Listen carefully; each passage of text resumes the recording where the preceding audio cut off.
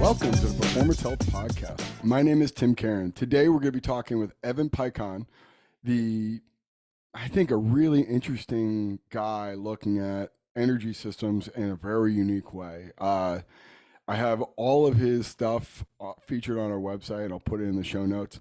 I really recommend you spend some time with Evan's take on bioenergetics, and it stems from just looking at more comprehensive tools of how we utilize oxygen within the energy within energy production, and then just looking at it from a more practical perspective and looking at different case studies and examples of just what is actually more common that we're seeing in terms of results from specific performance testing. So, Evan, I am really stoked on this conversation. I think Evan is a brilliant guy, and honestly, he's definitely made me can reconsider some stuff and think about stuff in a new way that I think is going to be helpful for a lot of coaches out there. And it's just the first of many steps. So you've got to go through all of his YouTubes, all of his blog posts, everything else out there, amongst the other stuff that he's got coming down the pipe, because you're going to start this process of looking at energy systems in a very, very new way.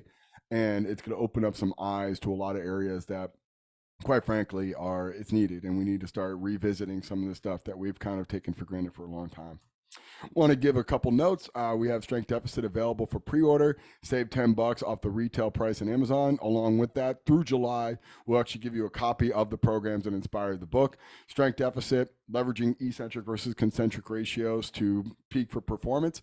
I'm excited about this project. Amongst all of the other stuff we have featured within our library on phpodcast.com, between testing and metrics, exercises, and specific programming aspects of Strength Deficit that will help you as a reader. So while you're waiting for the book, become a member to Strength Deficit, to PH Podcast curriculum, to get access to all of the library that helps you in terms of learning more about Strength Deficit and how to practically apply it.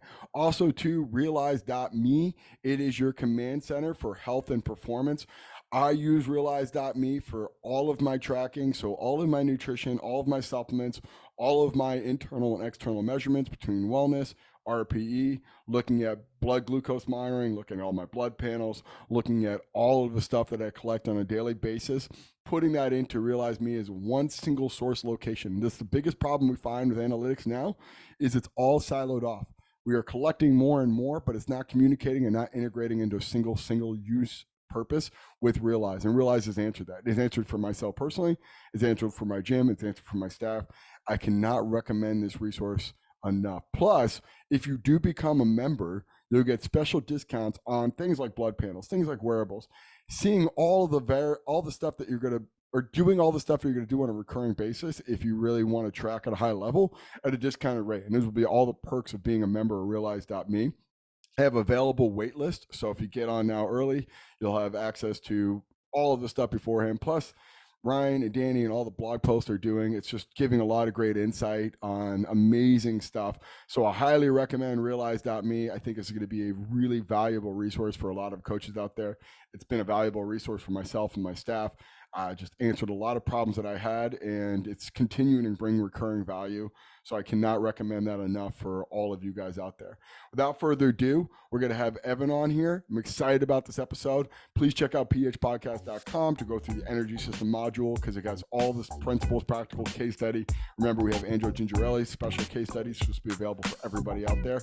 Not just featured through the website on this specific module. And he talks about his focus on developing strength with endurance athletes. So huge month. I'm really fired up to close it up with Evan. I think he is going to bring a lot of new thoughts and a lot of new paradigm shifting for a lot of us as strength conditioning coaches and how we view bioenergetics and energy systems.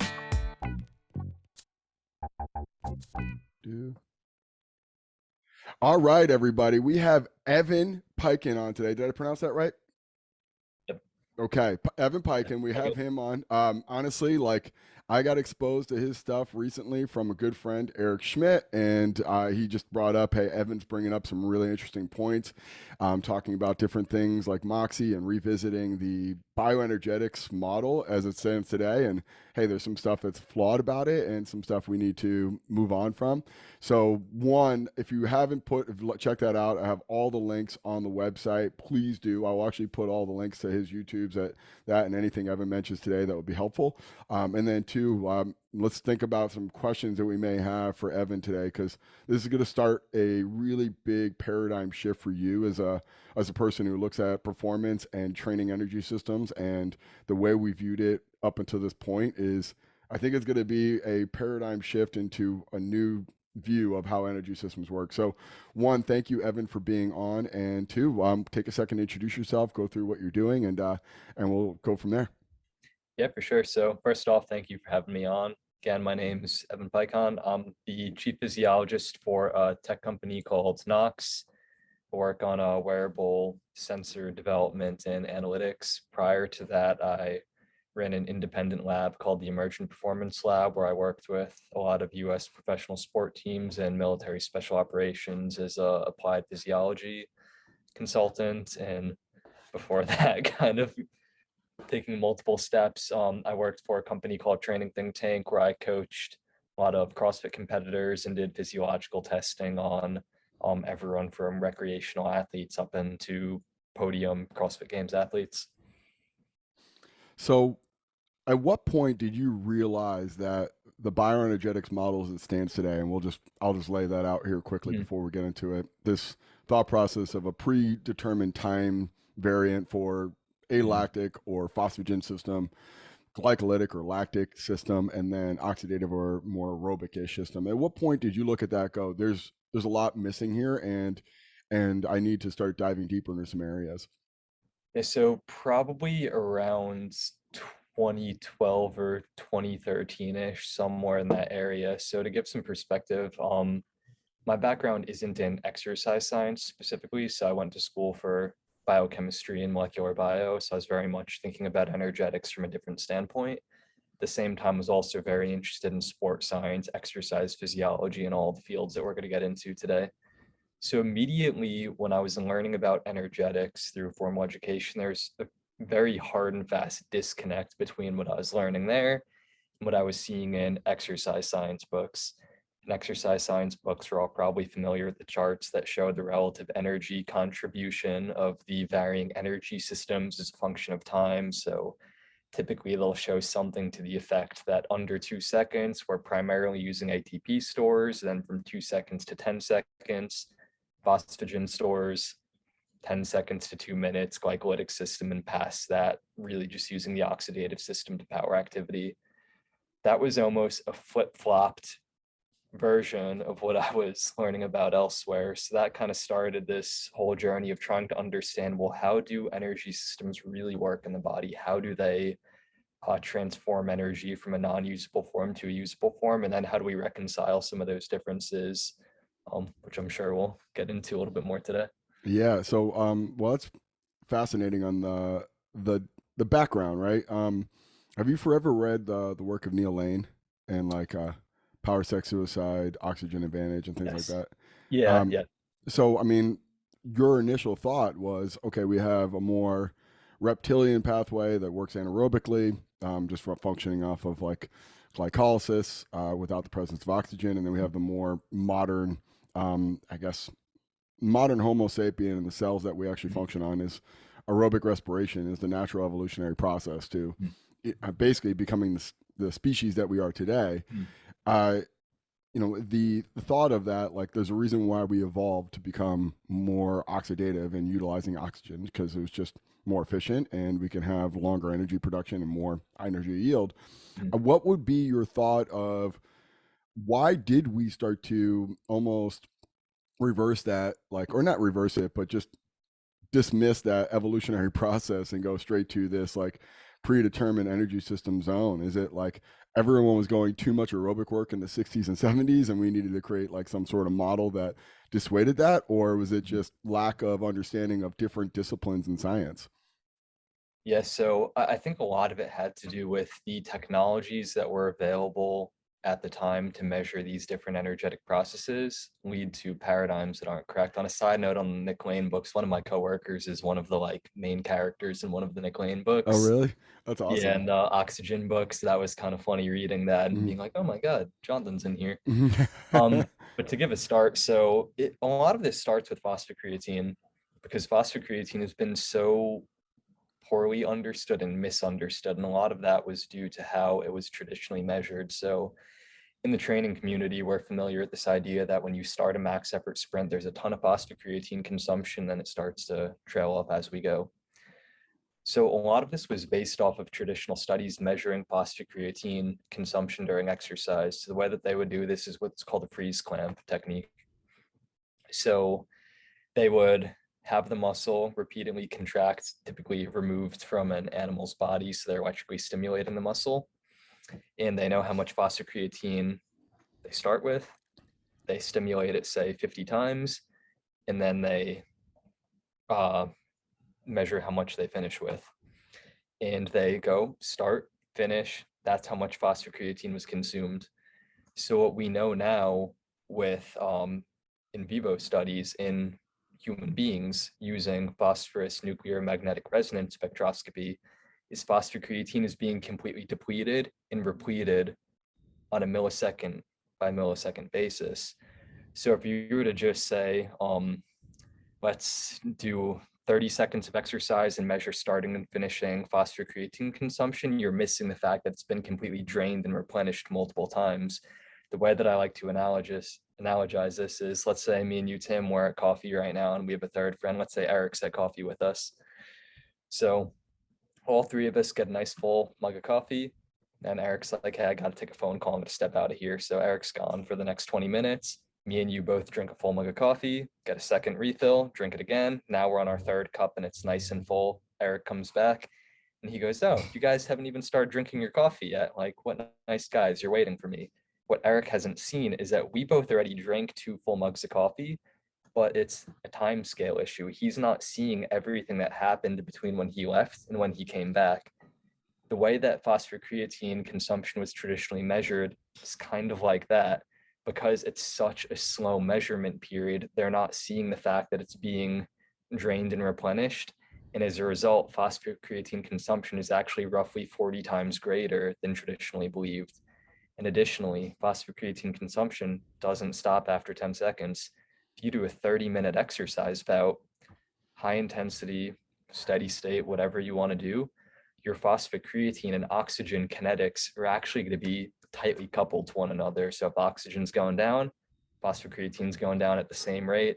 If oxygen's going up, same thing, phosphocreatine goes up with it. So in reality, these different energy pathways are so tightly coupled with each other on a millisecond contraction cycle that there's never really a time that we could say we are anaerobic or we are alactic, because oxygen's always being used for energy production. Phosphagen is always being used, lactate is always being used. So we're everything at all times in a sense. And the only time when we are really pushing closer to anaerobic is when we're approaching failure. So it's almost reversed. If you do a max effort sprint right now, that's when you have the most oxygen contribution to your total energy production.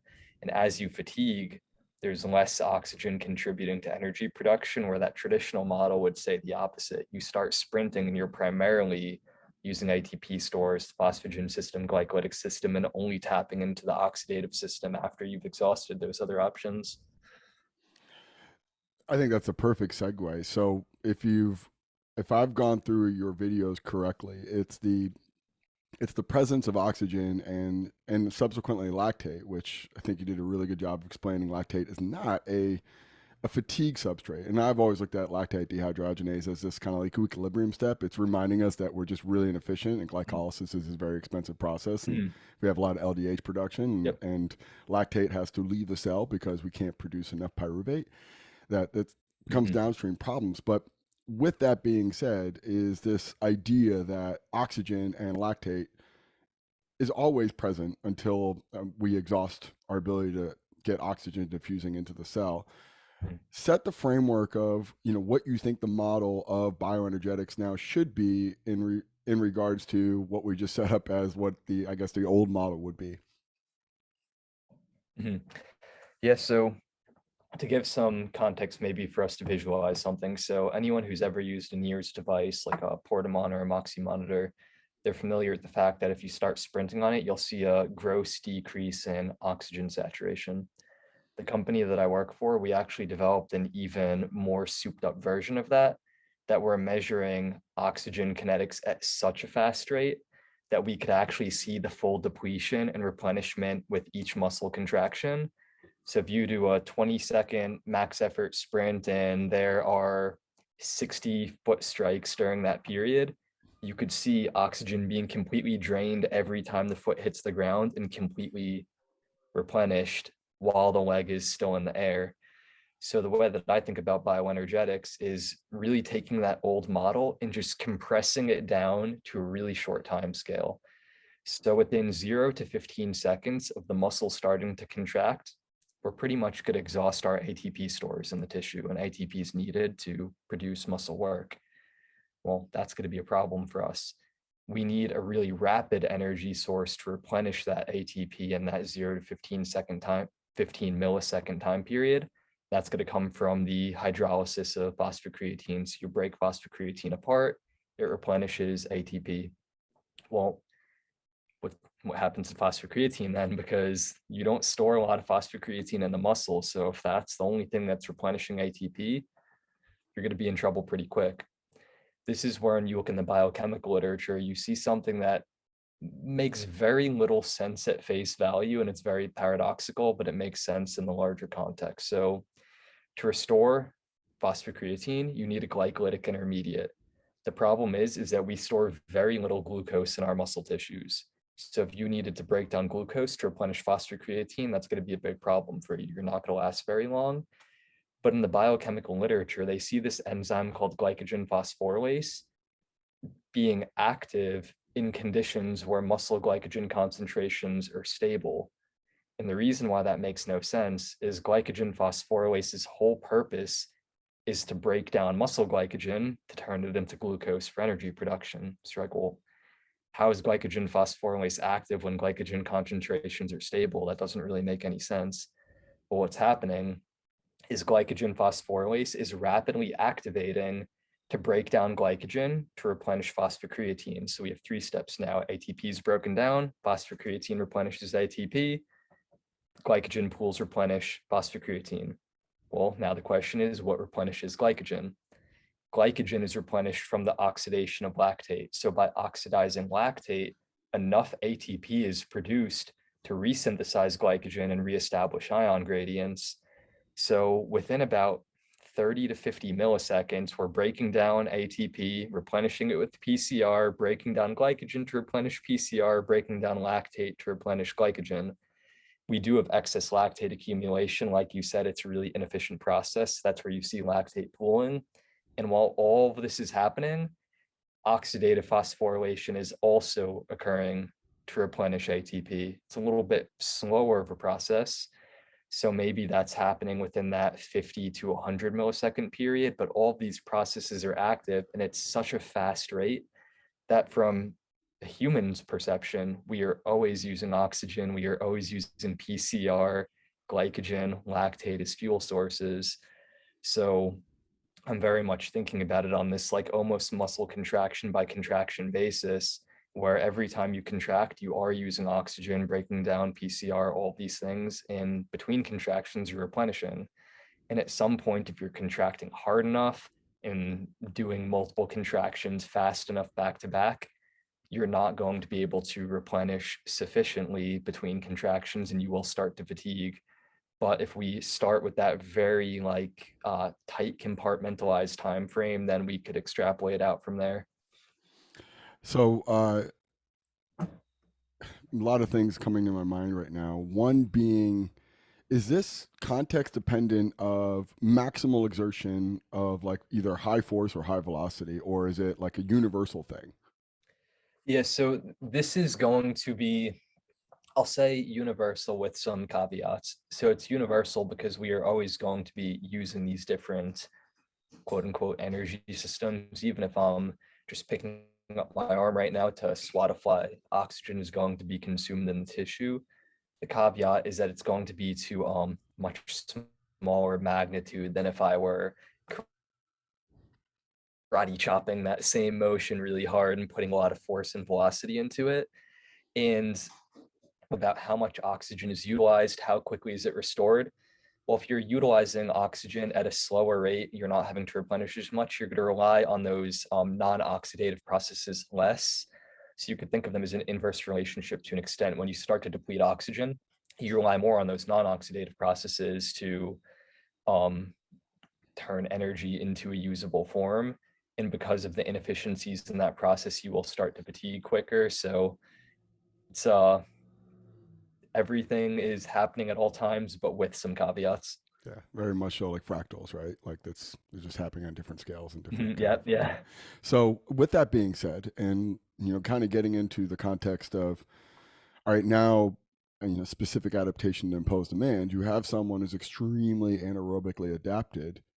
Is this where it kind of get and they just develop more fast twitch muscle fiber, or they detrain the amount of they have cardiac tissue that's basically hypertrophied and doesn't push out as much oxygen per beat, et cetera, et cetera.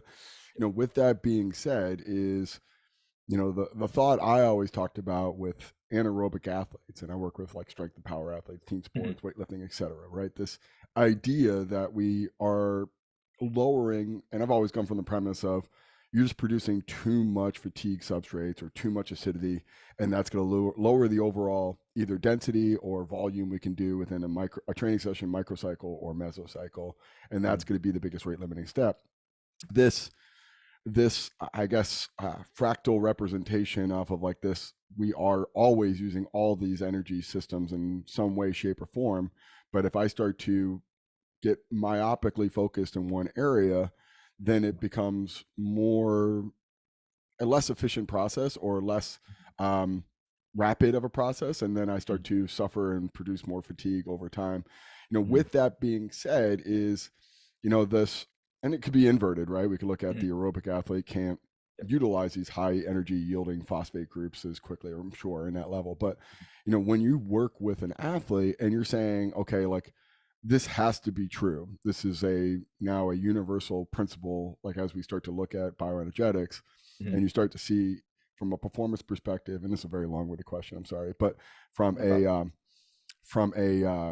performance perspective or strengths and weakness perspective, what is your initial thought when you see someone that's extremely like limited in the counter system or the system that will support either high amounts of expression of force velocity or the system that will be it like support the ability to repeat that? And you're like, are you looking at that of like, how do I maximize performance or how do I accentuate a weakness? Like this is kind of like a tough question to answer, but it's kind of where I'm at where personally right now. And I look at athletes, I'm like, I don't know if it's a strength and weakness or peaking kind of thing.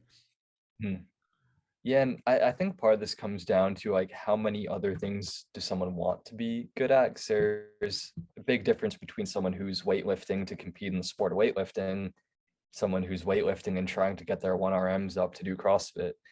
So this is something that for years I used the Moxie monitor, like we had talked about earlier. But one of the things that made it really hard to investigate these types of questions is that the frame rate of measurements is too slow. So if you had someone do a max snatch, you would think that there's not a lot of oxygen consumption because it's only giving a readout every 2 seconds. We developed a new type of muscle oximeter that's taking measurements so quick that you could actually see oxygen consumption on a single contraction. And what we see with these weightlifters is that if they were to do a 1 rep max snatch, they might utilize 70% oxygen saturation in a single contraction. And that's great. They could utilize a lot of energy and produce. By virtue of that, there's an energetic trade-off that they're not going to be able to do that a lot of times. And part of that is one, like you said, they have a lot of fast twitch muscle fiber development. The great thing about fast twitch muscle fibers is the high rate of force development. The bad thing about fast twitch muscle fibers is that they have very poor vascular conductance. So they don't vasodilate as well, and they don't have as much capillary density. So when you utilize oxygen, there's a relatively small increase in blood flow to those fibers relative to how much oxygen is consumed.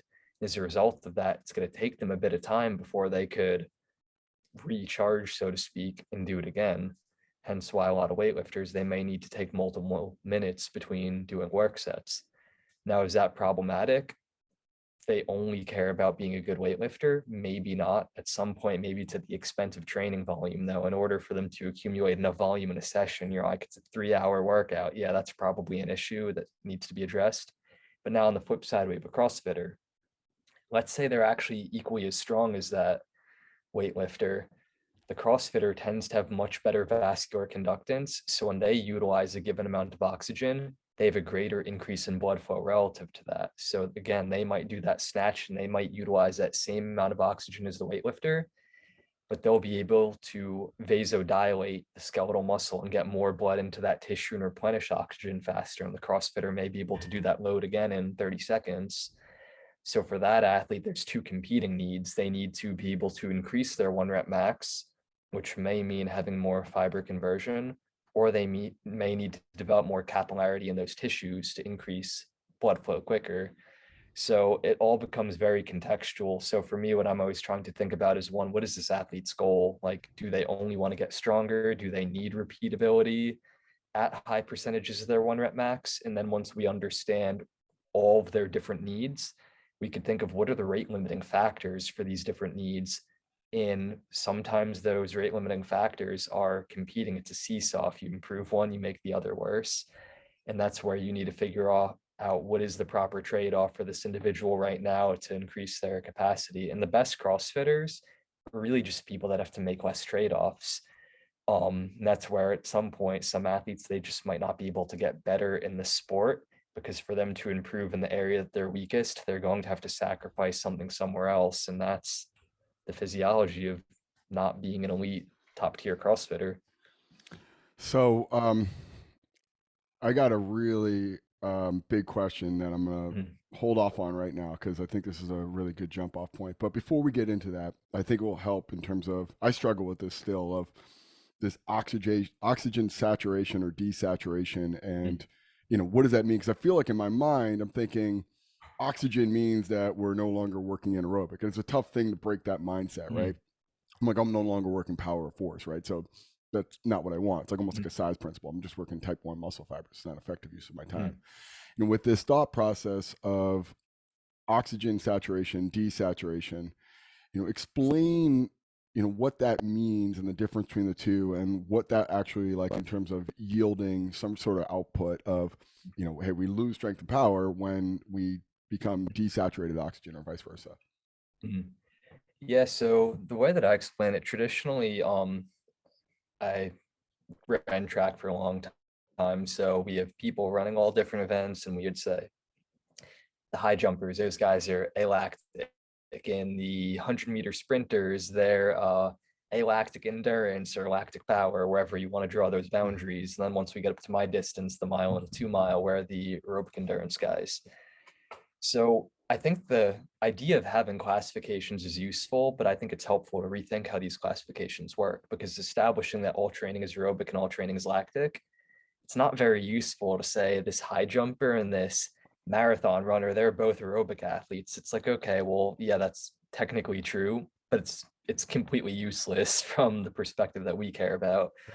So instead, I like to think, well, how could we reclass these people to have something that is both true but also useful for us? And that's where I think the idea of the rate of oxygen utilization comes into play. Because let's say you're an 100-meter sprinter, you start your 100-meter sprint with 70% oxygen saturation and you just run all out. And at the end, you finish with 10%. So you use 60% of your total oxygen pool. You did that in, let's say, 9.5 seconds. Now I go and I run a mile. I also start at 70%. Let's say we're very similar in that regard. And I also finish at 5%, but I ran that mile in 4 minutes, 30 seconds, let's say. So technically we both utilized the same amount of our total oxygen supply, but you did it at a way faster rate than I did. So this is where we could calculate the derivative of oxygen saturation. You'll get the slope of oxygen saturation, and that tells us your maximal rate of utilization. The faster the rate that you could utilize oxygen, the greater your power expression. In fact, these things are actually almost linearly correlated with one another. If you were improving your maximal rate of oxygen utilization over time, you're going to be improving your maximal power output and your rate of force development. So when I think of a weightlifter or a power lifter, I'm thinking of guys that they're obviously good at utilizing oxygen, but they could do it really fast. And by virtue of that, they're also going to be pretty crappy marathon runners, because someone that trains to utilize at a very fast rate, they're going to be very bad at sustaining their supply for a very long period. Then if you take that mile or that 5K, 10K runner, they have a slower rate of oxygen utilization. So they're training their bodies to essentially operate at as high of a power output as they can without outstripping their own oxygen supply. And by virtue of that, most of those athletes are pretty bad sprinters. They don't have good top speed or a good kick because they haven't trained to utilize it at a very fast rate. So it gives us these like breakdowns of like the weightlifter. They have a crazy rate of oxygen utilization. They might utilize 70% of their total pool in a half a second. So we could think about it that way, where like even when we're doing strength work, it is oxygen utilization. It's just occurring so fast that um, it's just a different thing fundamentally than it is for the endurance athlete. Yeah, it's a profound thought, and it's kind of one of those ones where basically you just got told your God isn't real kind of thing. Like, wow, this is hard to think about and really process. I'm still working through it, to be completely frank. It's breaking a lot of like pre-existing things. Like I don't have to worry about that anymore, and now it's like Mhm. I still have to worry about it. But with that being said, and um, I I think track and field is a really, and even weightlifting is a really interesting case study to use here, because the thing that we look at from, all right, there's the biomotor ability, there's the bioenergetics, and then there's the technical aspect, or the biomechanical, right? And we can look at it from each one of those is siloed off. If you've ever read anything by James Smith and like this governing dynamics, and it's all converging into one massive thing, and we're just kind of pulling levers much different areas. But this other thought of okay, and I think it's depending what we asked, what do you work strength and weakness and peaking in terms of improving the biomechanical or the technical, right? This idea of like, if I have someone who's going to do a scissor kick over a high jump, they're going to have to express a lot of force and power to get over that. Versus Mhm. if I teach them how to do a Fosberg flop, they're going to use more passive energy, right? They're Mhm. not going to be so reliant on getting as high. They just Mhm. have to manipulate their body to use their more passive structures, connective tissue, Mhm. which doesn't have contractile ability. Yeah. When you're looking at someone's nears and saying, okay, this is where they're at, have Mhm. you ever thought about like just creating almost like this experimental design of like, we're only going to focus on bioenergetics with this person and improving their Mhm. rate of oxygen utilization for strength and power sports, or I'm going Mhm. to look at this biomechanical aspect and try to use the more series elastic component or the more parallel elastic component Mhm. and not have as much mechanical energy production. And I'm not saying that we have to choose on one, but Mhm. do you see someone improves technique? Someone like CrossFit's a really good example. Like I've always said that over time, when you have these performance outlets, that Mhm. eventually it reaches this apex of I can only get so good from a strength, power, and Yeah. capacity standpoint.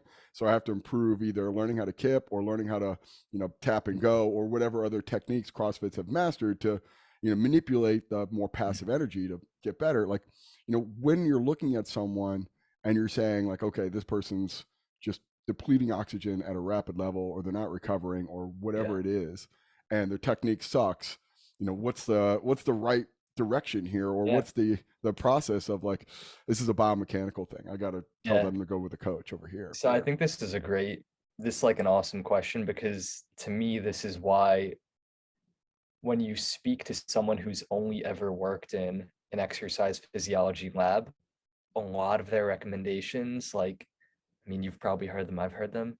They don't really make sense when you've worked with real human beings and you understand the nuances. So, I mean, in reality, everyone could probably improve bioenergetic and biomotor capacities. But if we want to play this game of thinking like, which is more important, I think this is a question we could answer to some degree. So I think about it as which of those is their rate limiting factor. So you see this example in CrossFit all the time. You get ex triathlete, VO2 max through the roof. They could beat every games athlete in a 2K row and a mile run, all these things. And then you put them in the open and you're like, oh, they're 180,000th in the world. They're really bad at CrossFit. You're like, okay, well, how could that be? And let's assume this triathlete is very strong. In reality, we know that's probably not going to be the case if they're just coming right into CrossFit. Well, they may have a very high VO2 max. They may be strong, but they have very poor movement economy. So relative to the sport specific movements, they're going to be expending a ton of energy and just burning matches on every rep that they do.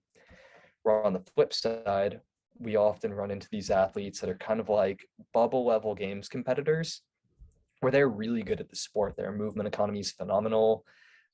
They're very strong, very skilled, but their VO2 maxes might be a little bit too low to be a top CrossFit Games competitor.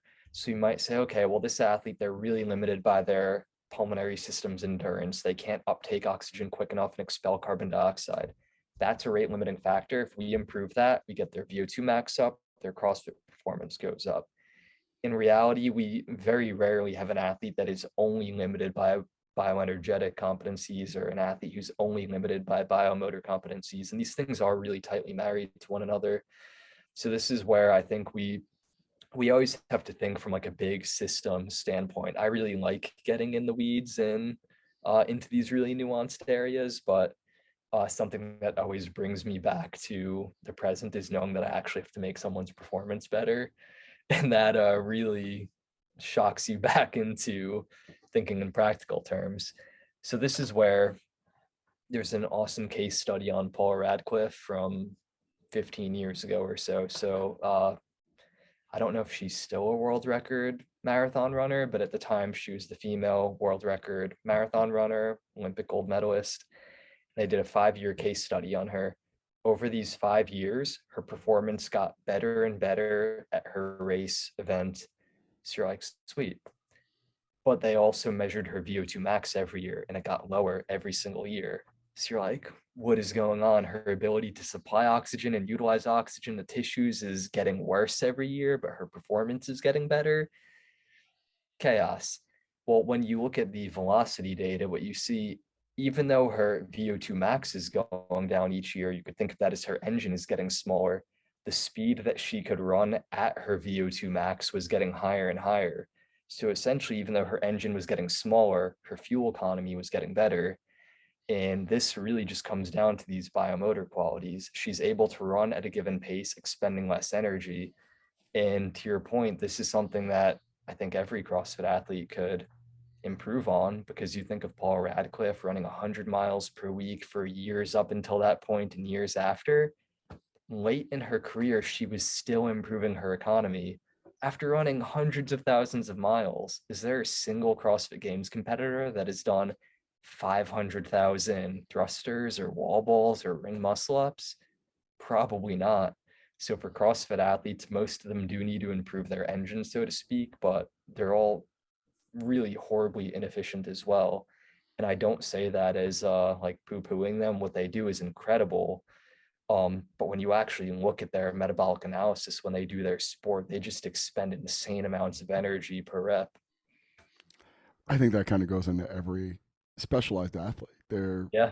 They sacrifice just general capacity and health for performance outcomes. Mm-hmm. Um, and the way I work with Gen Pop now pretty much exclusively, and the way I frame it for them, in a really good book called Scale by Jeffrey West. I don't know if you're familiar with it. I haven't.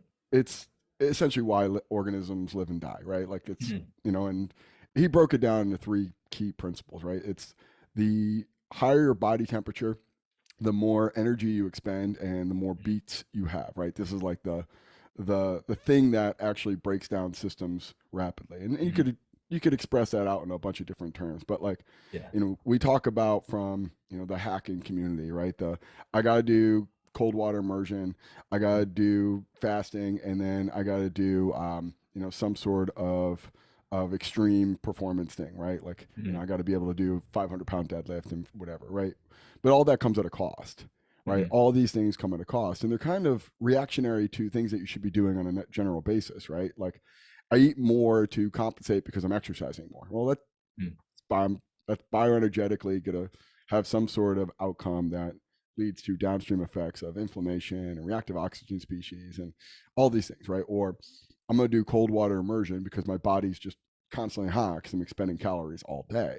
And then the final thing is like, this idea of I'm going to eat less because I have to eat so much in certain periods of time, or I'm going to have restricted time feedings. Like, Mm. it's Yeah. chicken or the egg, but like, we're making Mm. these concessions to the things that we, prioritize just arbitrarily for, oh, wow, okay, I Mm. want to be able to deadlift 500 pounds. What does that really matter? What does that mean other than just some sort of goal and the sacrifice you have to make to get to that? But that's the deal. It's, this is going to come at a cost, some way, shape, or form. It's just, Yeah. are you okay with the cost that this is going to actually do?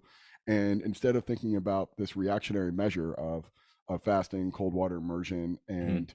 and just overall like getting more parasympathetic Yep. artificially, it's like, okay, maybe we need to look at having more sustainable planning. And one of the Mhm. things that we talk about is, can we get more from less? Can we train 3 days a week and Yeah. get really good results and be really good on the outside? And no, I got to choke 6 days a week, and I got to get shit faced on Friday night, and I'm going to eat all these foods, and there's no way around it. Like, okay, we're kind of looking at this wrong. But I think in terms of all performance, right? I work with football, I work with basketball. Like, they're always sacrificing something for the greater good. It's just, the longevity, and it doesn't come out until they start to decline in at a rapid rate prematurely, right? You get to 30 and your career starts to drop off, right? And like, that process is okay early on with athletes. Can we mitigate damage? Can we promote sustainability? And I'm going to get into this like question here in a second. Sorry, this is again very long-winded question, but um, it's this idea of like early sacrifices for the greater good and myopically focusing on singular qualities, always comes at a cost. And this pushing the needle towards something that we think is valuable without any conscious thought of the long-term ramifications, it goes into this, really ardent debate on, okay, what is the most important thing that we do? Is promoting performance, or supporting health? And there's no Mhm. real right answer. But what I would say, and this is where you're talking about CrossFit in general, is this, idea of short-term validation from being tired from a workout. And I think one of the big arguments, and listeners here know me, like, I don't I don't want to say that I'm outwardly against CrossFit. I'm outwardly against, there's some stuff about CrossFit that bothers me, like lack of Mhm. principles, lack of progression, throwing people into fixed weights and making it too performance hierarchy, whatever. Mhm. That's aside from the point. But I did, and this is, you've really made me think about this, is this idea of like, if you're always focusing on like this high intensity interval or glycolytic system, and I would have this objection to anything that's hit based, or like, you look at F45 or any other model out there that's just, let's just get them tired for an hour. Like, Mhm. there's a consequence to that, and it's not sustainable, and it's represented into high churn rate at these facilities and high burnout rate, and yo-yoing up and down, and high rates of Mhm. orthopedic injuries. But I think that stemmed from Charlie Francis's key concepts in saying that it's one or the other. It's binary. You're either working Mhm. alactic or oxidative, and in between is this like metabolic danger zone. Mhm. Which, when you were describing that, like, lactic system's always working, the better we can manage that and the better we can leverage that, the more powerful. And I just had a really interesting discussion with Compound Performance Kyle Dobbs of like, I make these very binary like statements to elicit some sort of like reactionary response to not doing anything. And I don't know if that's productive, right? And I'm thinking in my head of like, I've just said CrossFit's bad, overly glycolytic exercise bad, I have an agenda, I have a bias, etc. But it stems from like Charlie Francis just saying, hey, this is metabolic danger zone, avoid it like it's Mhm. cigarettes, and never do anything in between. But you have evidence to say that's not necessarily exactly true, and there's like exceptions to that, and there are efficient people who do glycolytic stuff, or I guess I should say more lactate focused stuff. Mhm. So my question to this would be is, how do we leverage this energy system, or that time frame of like 30 to 60 seconds, in a sustainable way? How do we utilize this short, intense, visceral type of work in a way that we can promote health and longevity to, while still accomplishing all the performance means? And I'm sorry if that was like, holy, I have no idea what he means and like where he's going with that, No, but no, no. I get that's where you're where I'm coming kind of from for leaning on, sure. because I'm processing this myself, and I've said very like, this is all or nothing. It's black and white. Don't do it, right? And now I have to reconcile the fact that maybe that was actually the wrong thing, and maybe that's not actually the best thing for everyone around me. And I think there's an element of okay, now you have information that's just proves that logic somewhat incomplete or wrong. And I want to get your take on that, and just I guess, showing face on. Okay, I'm reconciling the fact that I was probably not completely right on that. No, so like many things, I think the devil's in the details because typically when people do these very high intensity 30, 60, 90-second work bouts, they go about it in a way that is wholly counterproductive. So I haven't really worked too much with the Gen Pop in CrossFit. So I do think there's a lot of issues with the group class structure, just Mhm. to kind of piggyback off of that. But Yeah. typically I've worked with the higher level competitors in the sport. And at that level, it is more of traditional strength and conditioning. So they're competing in CrossFit, but you look at anything they're doing from a program design perspective, and you're like, oh, it's just strength and conditioning. Yeah. That said, when you have athletes work in these time domains, what you typically see is you tell someone you're working at the highest steady state power output that you can for 60 seconds. That is the goal. Instead, what they do is they just come out guns blazing, hit a wall in 15 seconds, and then just hang on for dear life for the next 45 seconds. And that leaves athletes toasted. It's very fatiguing. Their movement patterns break down, which is where you see a lot of these orthopedic issues. If we go back to this muscle oxygenation standpoint, effectively what happens is they start at a nice high oxygen saturation level, hits the floor around 5 to 10 seconds in, and then they just sustain a minimum oxygenation level. When that's happening, they're relying on glycolysis to power their movement, but that's very inefficient. So this is where you start getting into all these compensatory movement patterns. People just start breaking down mechanically, and their power output really just starts tailing off, and it becomes a miserable experience. Yeah, you do that one time a week, a few times a week consistently, you're going to be burnt out quite quick. On the flip side, though, when athletes actually execute on these types of workouts well, they're really not that taxing. So instead, if I told this athlete, we're going to find the power output that you could sustain in this severe intensity domain, and we're going to ramp you up to this power output over 10 to 15 seconds and hold you right there for the remaining period. And effectively, instead, what you see is a gradual oxygen desaturation down to a relatively low level, not completely bottomed out, then maintaining the muscle in that hypoxic state. Athletes finish and they're like, man, that was hard, but they're not wrecked. And the difference physiologically is in that latter case, as they're desaturating to this very low level and maintaining, they're reaching a high percentage of their VO2 peak, but they're still able to coordinate their breathing. So they're actually reaching a metabolic steady state with the tissue at a low oxygenation level versus just bringing someone low where they can't compensate and there's no steady state or homeostasis reached at that point. So on paper, you would say, okay, the time domain, 60 seconds, the relative intensities, whatever you want to call it, these are two equivalent things. But in reality, we know those are totally different. And I think that's where the problem comes in is most people don't actually know how to execute on those types of workouts. Yeah. So it ends up being a wholly counterproductive way to train. Yeah, it's like running a 400-meter sprint. Most people just come out the gates first 100 like as Yeah. fast as they can go, and they just hit this wall. Uh, Yeah. Now, off of that, and this is the second part of this process, and this could be either me getting just too in the weeds and trying to like confirm my own bias on this. Mhm. Um, and I think the poor execution is key to this, right? Like no one really knows how to do this energy system effectively, and Mhm. because we don't have, I always go on like heart rate recovery and things like Mhm. that. Like if you can't recover, it's not, you probably did too much. But either way, from this idea of we train ourselves to survive this, right? So Mhm. we're always working in a fatigue state. So fitness and fatigue become inverted, and we start to see people slowly decline in performance and body composition, all sorts of stuff. But then the other side of it is we train ourselves to pace it, right? We don't want to feel that nausea or that hitting the wall or just I knew my technique was really bad and it hurt my Mhm. back. So now I'm always in this like very lowered state of output. So fitness fatigue becomes inverted and central governor becomes really low because we're scared or we don't want to feel that again, right? If I, run into a wall and I said that hurts, I'm not going to do that again. The same thing in terms of next time I have to do this. And if you're asked to do this repeatedly and repeatedly and repeatedly, eventually your output is going to be lowered. And that becomes a universal approach to any exercise, right? We're going to do a 1RM. I'm only going to go to a certain level. Hey, we're going to do a a 1.5 mile Cooper test. I'm only going to go to a certain level.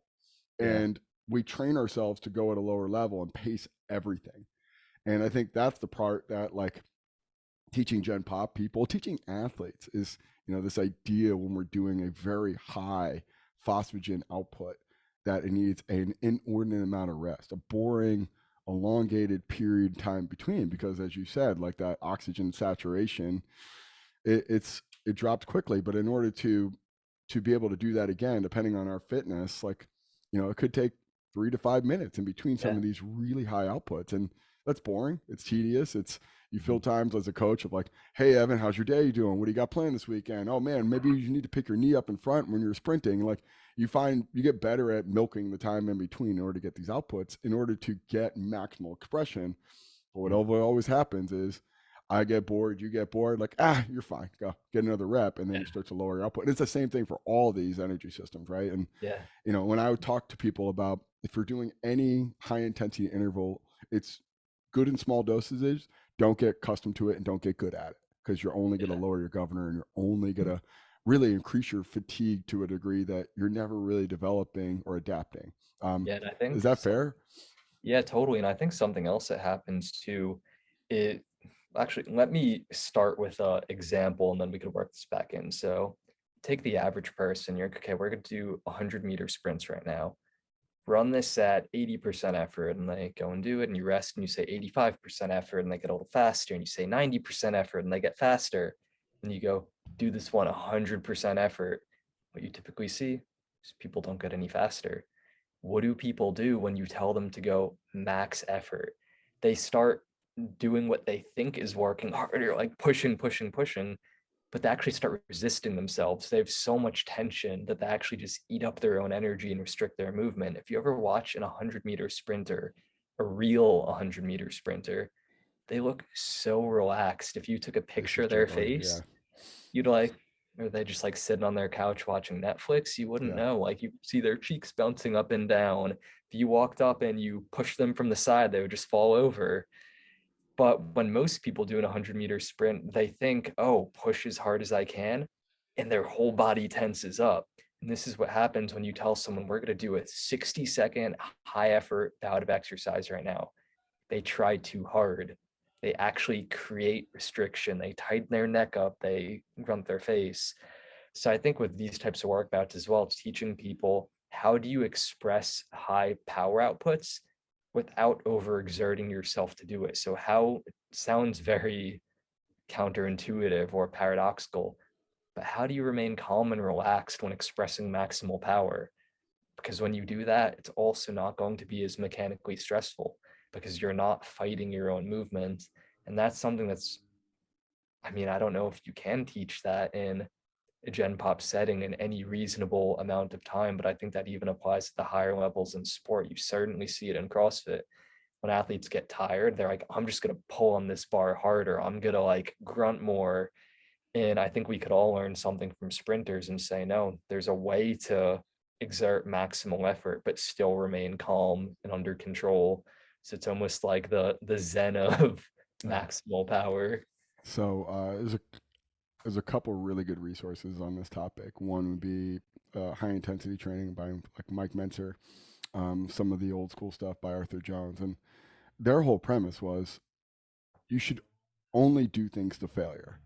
And with that comes is, if you do it to failure, you only need one set, and you only need to train that muscle group or that movement pattern once every 7 to 10 days. And that's the level of effort they're trying to elicit, right? And then, Dr. Kramer comes in and says, that's stupid. We shouldn't do this with athletes, and we're going to do multiple submaximal efforts, right? And, I think that's the pendulum is kind of like swinging back and forth of like, I wish a lot of people I work with would get more from the sets and reps that we're asking them to do, right? Like this, Mhm.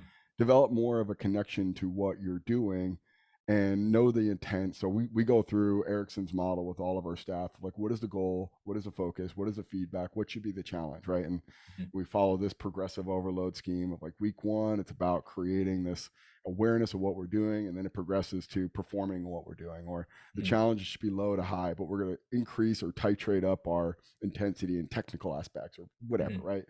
But the other one would be this book by Bud Chiringa. It's called Demasculization of Sport. And what he looked at was the difference between men and women since the advent of recategorizing weight classes because everyone was on anabolic steroids and that we just can't count those records anymore. It's just, we're not going to reach that. So let's just recategorize weight classes. Let's try to limit drug usage and just start from scratch, like a scorched earth. And what he showed over the past 20 years or 4 or 5 Olympic cycles is women have made steadily increase. And now, granted, it's a little bit more of its infancy than men, but the truth is it comes down to one fundamental aspect is when you're using anabolic steroids, you use more aggression and more mechanical energy to go. And when you're not as using much anabolic steroids for whatever reason, maybe it's just not as effective with female athletes, is you have to find other means to express force. So that example you talk about with, literally facial expression while you're lifting, he'll literally show side by side, like Lu Zhan versus the best Chinese female weightlifter. And like, he's got this like aggressive look, like he's trying to rip a head off a lion. And the female looks like she's about to fall asleep. Mm-hmm. And he even goes to the point of looking at between sets, like males need to be fanned off because they're so hot. Females wear a blanket to stay warm. Mm-hmm. And and the idea is like completely transformed from like instead of pulling the bar upwards, it's about getting under the bar as fast. And he made the analogy to the Fosberg flop, but it leads to this idea of like, really high levels of output. I think just come down to understanding what the purpose is and what the intent is and what is the prerequisite amount of energy you need to give to get the most from this. So if Yeah. I only need to pull the bar to my waist, I'm not thinking I need to go at this and stomp my feet and go, and then pull the bar as high as I can. It's about, I need to get to this point and then I need to rapidly relax and drop under it. Or the Mm-hmm. same thing with like, if I'm a 100-meter sprinter and I got to sell out in the first 20 meters because I'm going to get buried in the last 80. Like Mm-hmm. I'm going to put a lot of force into the ground and I'm going to probably have a lot of side to side motion. It looks like I'm like angry running and punching my own chin versus that person. Like I know I'm going to be able to hit that back end and very relaxed and get into this figure 4 to front side mechanics. And, when they start actually watching me run, all the people next left and right of me are only going to see my heels kind of thing like that. Mm-hmm. That level of knowing that, hey, I got this in certain parts. I think it comes down again to what you really look at the stuff what Arthur Jones was talking about and how it's kind of gone away from it is like just know the objective and know the intent and know what you need to do on that given set in order to be successful. Like right, like where and we go in a lot of it like of where should we feel this exercise? I should feel it in my quads, right? I'm working a knee dominant anterior chain exercise. And granted, it's a total body lift all the time, but like, do you feel it in your quads? No. Okay. Well, it's probably a biomechanical thing or probably just not focusing enough. And like, Yeah. do I need to do as much volume in that? Do I need to do, 6 days a week of this? Do I need to do, 100 sets of this to actually get something out of it versus can Mm-hmm. I just do one set and get a lot out of it? And the economy of what we're doing. And if I'm a betting man, I'm thinking about the top CrossFit athletes are getting short but intense workouts and knowing what they need to do and getting out, right? And like that's the only way you can survive and being that multifaceted and going through all the things they need to do in a given day from a skill and Mm-hmm. bioenergetics and biomotor and biomechanical thing of like you just don't have a lot of energy to burn. You can't waste time and like you got to keep these like 30 to 45-minute workouts multiple Yeah. times a day and be really good within that. Yeah, that's exactly it. I think what people don't realize when CrossFit Games athletes, some of them will say, I train 6 times a day. People are like, oh my God, they're doing like 10 hours of training a day. And it's like, no, like a session literally might be coming in, warming up for 15, 20 minutes, doing a few sets of snatches, a few sets of squats, leaving. Yeah. You're out in 30, 40 minutes, and then taking a nap, getting some food, coming back and just doing that all throughout the day. So in truth, if you actually added up all of their training volume across these 6 sessions, it's maybe like 2.5, 3 hours of workouts. It's not nearly as high as you'd think it is, Yeah. but everything is with such high intent and focus that it's all effective volume. Whereas a lot of the like bubble level athletes, they hear, oh, I need to train this much, and they'll do these multiple 2 to 3 hour sessions in a day, 2 or 3 of those. But their training quality is just so poor. One of the things that I found is those athletes get burnt out, they get injured. And having coached a lot of those bubble level individuals, almost uniformly, I'll just cut their volume like in half when I start working with them. And they're like, no, there's no way I could get better. And all of a sudden, their rate of progress just takes off And they're like, how is this possible? Like, it's magic. I'm doing half as much work. And it's like, no, you just had really inefficient training prior. Yeah. Yeah. I think this is, and I mentioned this before we got on the call, like, and I think there's the same problem in team sports, right? And I work with American football for over a decade in the college level. And, the one thing that you learn really quickly is just it, there's a lot of dogma. There's a lot of like, it's because we've always done it kind of mentality. But, one of the things you look at is like, all right, hey, if I'm looking at, we tracked RP, we tracked workloads, we tracked GPS, and we look at it from some of our athletes in our perimeter athletes, we're going 5, 6 miles in a practice. All right, Mm, well, how do I mitigate that? I can go over practice design with the coaches, which a lot of times is insulting to them. But hey, we mm, don't need to do a drill over here and then do a drill 300 yards away and then go back and forth 6 times. Like, we don't need to do mm, that.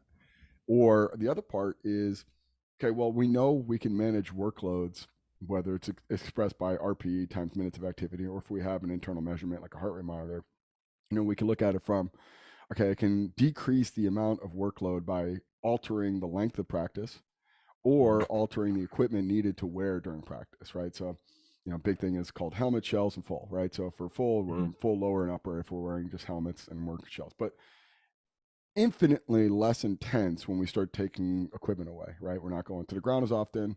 We're not going through full contact periods. We have to adjust the practice format. But what that comes is like, this thought of we need to become better at what we're doing with what we got, right? And, we can play this odds game of like, I call it attrition based, but we bring mm. in 200 people every year, and hopefully that we have enough 22 guys to be able to play on Saturday versus we got 22 people that probably can play at a high level and help us win. Yeah. We need to maximize that for these guys. But, one of the things you look at, same thing I work about general pop is instead of thinking about how do you do more, think about how do you get more from less. And like, and if we can get the same output and the same installation and the same level of execution and technical aspects of the sport of football in half the periods in practice or half the practice length, why wouldn't we do that? Oh, Mm, because we have the time. We need to we need to take it. We didn't even have the time, and we'd go over the time, and we're less efficient in that. Like, there's so much areas to trim the fat, so to speak, and like everyone across the board. But I think it just comes down to like, if you condition yourself of I got to go work out 20 hours a week, or I got to do cardio at 5 in the morning, and then I got to get my strength training at 10, and I got to do some sort of like energy system work at 6. Like, you're probably going to condition yourself to not give as much effort as you should during that period versus, mm. hey, Evan, all you got is 20 minutes today. You have to make it good. Like, oh my God, okay, what do I do? Like, you got to bust your ass during this 20 minutes. Like, make it the best 20 minutes possible. I think that's just where hopefully we're going to get to as an industry, right? Like, it's, like, and I tell everyone, like, it's in my best interest to have you come more. Like, I make more money when you come Yeah. more. Like, why don't you understand? I'm telling you, I want you to get good results before I make money. Like, that's where I'll make my money is you getting great results and staying. Like, so if Yeah. you come more often, that's in my best interest, but it's not in yours. So I'm telling you what you should do in your best interest, Yeah. which is always like, like, no, I don't believe you still. Like, all right, please give me your money. I'll gladly take you 6 days a week, but I Yeah. don't think that's the best decision. That's not the responsible thing. But um, so I want to finish off with this important distinction. And you mentioned in your video this, idea of like, and there's a really, I think, foundational article. I don't know if you've ever read anything by Steve Plisk, but Mm, it talked about anaerobic conditioning in the early 80s.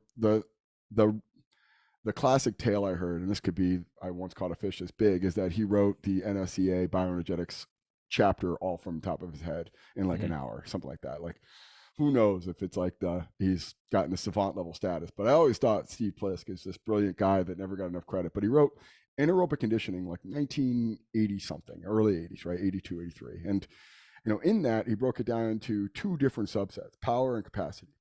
And he talked about power is just this one all out 100-meter sprint. That's it, right? And break it down all the three traditional energy systems of anaerobic alactic, anaerobic glycolytic, anaerobic or aerobic oxidative, or whatever we want to classify it as. But mm, each one has this thought process of it's really short and intense, the lowest rung of that, but a high level output, mm, versus you mentioned in one of your videos this elongated like version of that, right? So if it's 2 to 10 seconds for anaerobic alactic, capacity could be considered 10 seconds. But I always thought about it, and this is what he talked about with you need to develop concurrently an aerobic capacity because your ability to repeat that is limited. Mhm. And when we look at power versus capacity, you could look at it as the spectrums of that energy system, or we could look at it as maximal expression repeated over time. Mhm. So my thought was with team sports is we need to have high levels of expression and we need to repeat that. So developing oxidative pathways or more aerobic pathways or leveraging now the running at a lower state, not utilizing oxygen as rapidly, Mhm. um, is as important as having maximal expression. You Mhm. know, explain the thought process of where you're thinking about from this like continuum of this energy utilization or this oxygen or not oxygen utilization, lactate and not lactate utilization.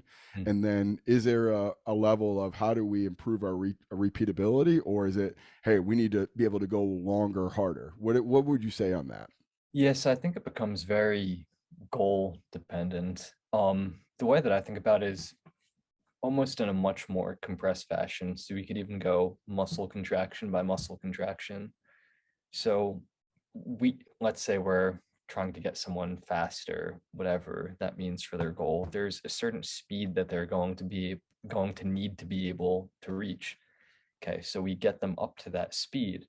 Now we think, well, they need to sustain that speed. So how much oxygen are they using every time their foot hits the ground? At some point, if you're fast enough, you're not going to be able to lower the total oxygen cost of that muscle contraction. Like it's going to cost what it's going to cost. You could optimize it here and there, but you're not going night or day differences with that. Well, now where the capacity comes in is, could you replenish oxygen quick enough before the next contraction? And that's where capacity comes in. So it's almost like necessities versus sufficiencies. So you need to be able to utilize oxygen at this fast of a rate, but that's not sufficient for being able to sustain this output.